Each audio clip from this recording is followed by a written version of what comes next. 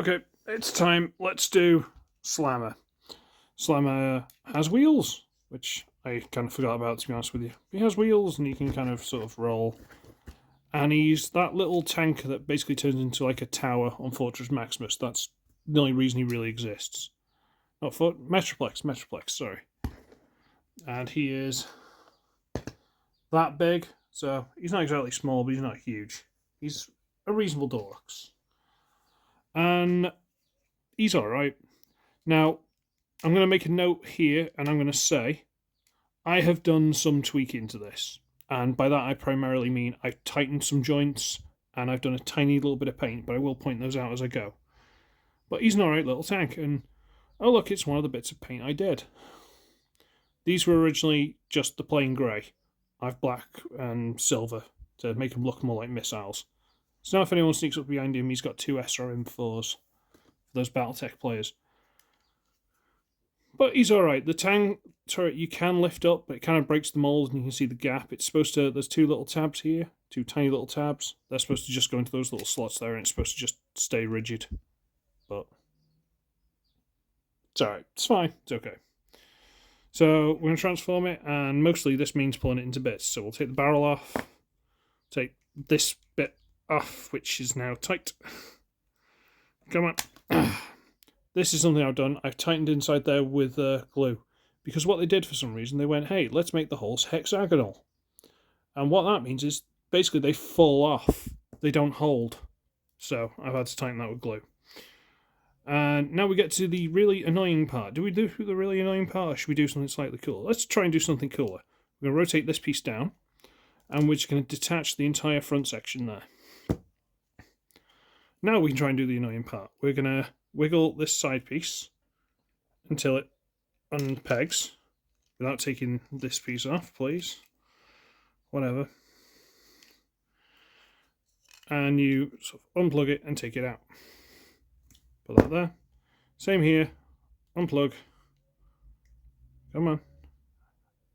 To about there. And take it out. Then you can take this off. Put that down. And separate these. Ta-da! Now it's in pieces. Let's see what we can do with it. Well, this is clearly the body. So turn that around. And again, I've tightened that with glue as well. Because this was super loose, and as this is the waist, the legs just kept dropping off. So that's something I've done. I think those are the only two bits I've done. Lift this piece up. We're going to get this bit, and those two holes, that peg, line it up, plug them in. Okay. Get these pieces, and fold this up. And that is actually the ankle joint. It's transformation, but it's also ankle joint, so that's cool. Flip out these pieces at the back, plug it in. Come on. And that's a leg with ankle. Do the same with this one, flip this bit out. There. Put it in. There we are, there are the legs. Get this, and with this peg on the inside, which is slightly annoying, but there's the hand moulded in, so we're going to plug that in there. Rotate, that's an arm. Plug that in there, rotate. That's an arm. And now, this piece you can kind of put, well, you can put on there if you like. And then you can do like a guzzle, but not really a fan of that. So what I tend to do is I use that hole there, and just plug it in like that. Hides it a lot better. And then this plugs onto the end of the arm. And dramatic head reveal. Alright then. It's very generic drone, but it's alright, it works, I guess. And there he is in his robot mode. And he's alright. He's not amazing, but he's fine. He's alright. Size comparison, there's Legacy drag strip. And a refractor. That we'll get into in a bit. So, he's alright, he's fine. There's nothing super exciting about him, but he's got the big arm cannon, and you know he's got waist swivel. He's got all the joints. They do work. You know, the head's kind of bland, but it's all right. The peg on the inside doesn't get in the way as much as you'd think. Yeah, that joint's still a little bit loose, but it's fine. All the articulation, missiles on the outside of the legs, missiles on top of the shoulders, and this whole backpack thing. What can you do with this? Well, if you get that piece I just hid there, and you get this piece, come on, don't like these, I always forget how they attach. Whole peg, okay, and that one. Okay, get these off, and what you can do, come on, is you can line these up, and they've got a little tab at the top there that slots in, and then plug it into here, which is still a bit tight, but it works. And chainsaw. You gotta love that. That's a chainsaw. You get to win for that. And you go, or, yeah, Decepticon. And you can either put that in the hand as some kind of 40k chainsword, or you can use an peg there, plug it into the arm as an arm-mounted chainsaw, and say, "Hail to the king, baby." Things you can do with this boomstick. Can someone do an Ash Williams repaint of this? Maybe change the head and send it to... There you go, no, a plain head kind of works with Ash. Bigger chin, though, bigger chin. It kind of works. It does. He's got some play value to him. He's just a bit weird. But I suppose what you all want to know is, how's that going to work? Well, let me see what I can do, okay?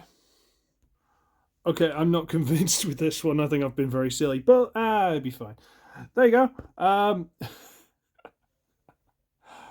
The point is you can have fun with them, alright? So he's got 8, 12, 24 missiles on his shoulders. I've had to use the lower hand things as big heels to counterbalance the weight. The entire body and chainsaw have been combined into even bigger chainsaw, because why not? I've used the peg underneath the shield and attached the cannon to it, and then I've had to side mount the handgun because it wouldn't fit around the shield and stuff, but it's fine. And I've just kind of, hidden some of the other stuff on the back. But it's fine. It's all good. Everything's fine. He has lots and lots of missiles, which is absolutely ludicrous, and I do kind of love it. And the feet actually work, surprisingly. They do kind of counterbalance the back-heavy stuff. So, as silly as it is, it's actually really cool. But again, you want to see how the others work. So, dear me. Alright. Let's bring the camera back a little bit. Yeah, there we go. Bring the camera back a little bit, up a little bit, and bring in the other two. So there's Ironworks. And of course, I'll tell you what, I'll lower his arm down because it's a bit excessive. There's Cog. And if you saw these guys on the battlefield, you'd be absolutely terrified, let's be honest. And I think that's kind of the point. I think they're actually really cool. Now, don't get me wrong, you could take all these weaponizers. Yeah, you could take all these guys and you could try and build a robot out of them. And I've done that before and I couldn't work it out. I'm not very good at this. But again, maybe one day you guys will want me to do it. See, I kind of want to bring in 6-gun now and have another one, but I haven't got another refractor, or reflector rather, and I don't have any need for one. There's Scrapface. Is it Scrapface? I think so. I could get him, I could do that to him. He'd probably match Cog's colours better. I could do that, but I don't have him. And there's that Diaclone set of the refractors where they're the different colours and they've got the additional parts to look like the original Diaclone set. Don't have that.